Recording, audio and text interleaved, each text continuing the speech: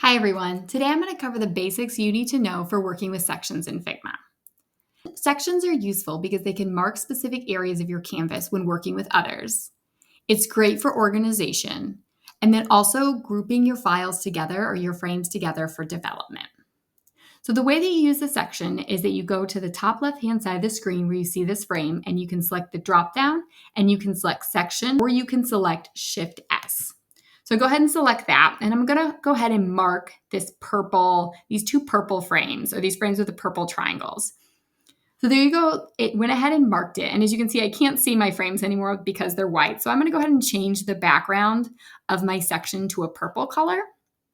So here I'm going to make that purple. And then I can just rename it to the purple section. So then now I can easily move these frames around and they're not resized. I can also resize the section and then move it out from underneath the frames, and then I can move it under the green frame. It's easy to move around and mark things and put them together. And so it helps, again, with organization or if you're working with others to show what area you want them to work on.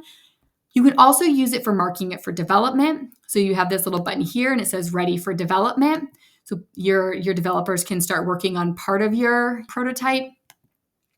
And then also you can go ahead and export part as well. So I can go ahead and export, if I have this purple section selected, you can go down to export and then just export this purple section.